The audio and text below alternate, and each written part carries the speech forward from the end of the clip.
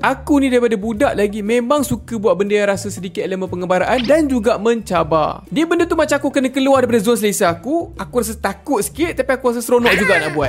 Dia mix feeling lah. Macam pergi berkemah, bawa besi ke atas titi ke, panjat pokok ke, lumba terbang, siapa cepat tangkap anak dinosaur ke. Tapi dia benda yang berkaitan dengan main-main lah ataupun seronok-seronok. Kalau benda belajar ke, soalan ni mencabar sikit ni. Susah. Dah 100 orang dah try tapi tak lepas. 101 orang cikgu tak lepas. Siapa dia pula? Campur saya cikgu. Jadi dalam cerita ni aku nak cerita sekelas benda-benda yang aku buat. Dia ada macam rasa elemen pengembaraan dan juga mencabar bagi aku. Masa aku habis SPM, aku dengan kawan-kawan aku pernah sekali sama-sama pergi Langkawi. Ini adalah pertama kali dalam hidup aku pergi ke Langkawi ataupun pergi berjalan-jalan tanpa mak ayah ataupun cikgu. Masa ni aku baru 18 tahun, baru masuk ke alam dewasa.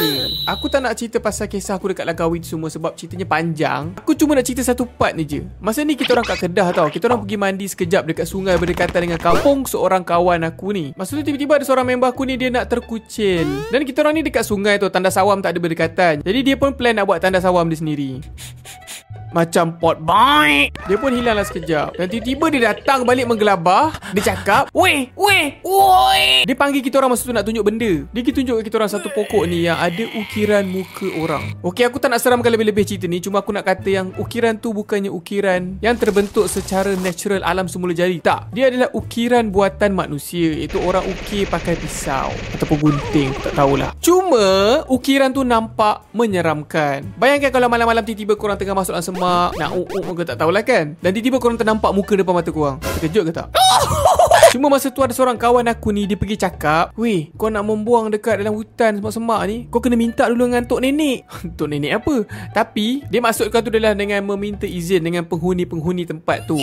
Dan aku tak ingat lah masa tu kawan aku tu pergi minta ke tak. Dan aku macam ada imajinasi lah masa tu, kalau aku tak minta, adakah muka tu tiba akan menjelma?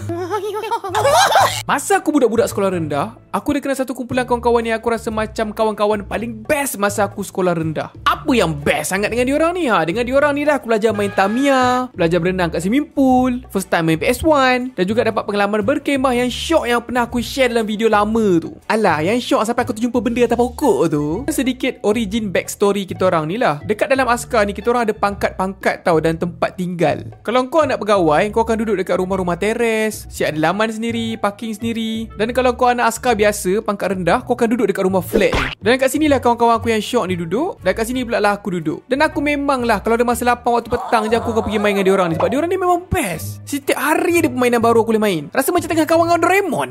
Anak orang senang lah katakan. Dan diorang ni juga selalu berkemah dekat depan satu rumah kawan diorang. Dan kawan diorang ni pun geng kita orang jugalah masa tu. Rumah dia ni memang besar sangat-sangat lah. Dan masa kecil aku tak tahu rumah dia ni kira apa. Rumah banglo ke, dewan ke, mahligai ke, entahlah. Dan yang bestnya pasal berkemah ni, kita orang akan lepak-lepak, baca komik, jalan-jalan area parit seram dekat rumah diorang.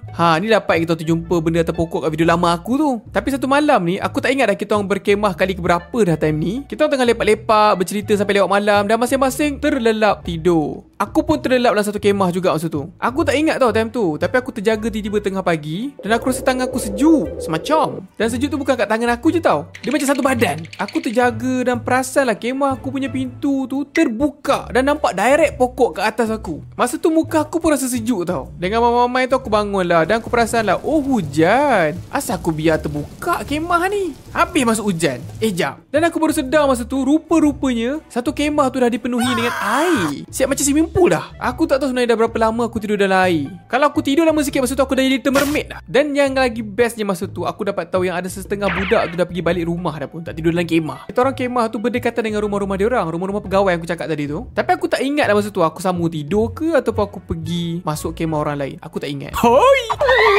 Sebenarnya sedikit pelik lah kan untuk orang yang suka duduk rumah macam aku ni, tapi suka kat benda adventure kan. Tak ada nak peliknya lah. Mood kita bukan sama setiap hari. Dia macam tiba-tiba je tengah termenung, mood tu datang. Macam tu lah. Cuma mood tu dia bukan ada selalu lah macam masa aku kecil-kecil. Kalau masa kecil-kecil pula, mood untuk adventure tu macam setiap masa ada. Dan disebabkan tu lah aku nak buat komik aku ni cerita pasal adventure. Cuma korang kena sabar je lah ya. Bukan cepat nak siap. Proses nak buat komik dia pun bukan senang. Macam buat animation lah. Dia ada banyak proses yang aku kena lalui. Aku harap komik ni akan siap dengan keadaan yang sangat-sangat memuaskan hati aku dan juga memuaskan hati korang yang membaca ni nanti. Okey, itu je. Dan sekarang aku nak pergi adventure mencari idea. Assalamualaikum semua dan selamat sejahtera. Sedikit update komik Sumi. Dalam 20% baru siap. Dan nampak gayanya macam memang susah lah nak siapkan dengan cepat. Ni aku share sikit sneak peek komik dia. Nanti korang akan dapat baca selebihnya bila dah siap. Ni pula aku nak share sikit video gaming kat channel gaming aku. Weh, apa kita kena buat ni? Patutnya pintu ni buka. Bang, buka pintu bang. Nyaing so Sama blinding. Allah. Lari. Selebihnya korang boleh pergi tengok dekat channel gaming tu sendiri. Dan kalau korang nak tengok live, aku main time Jumaat malam Sabtu. Aku selalu live dengan budak-budak animasi. Tengoklah kita orang kat situ, bukan ramai sangat pun. Okay, tu je. Bye.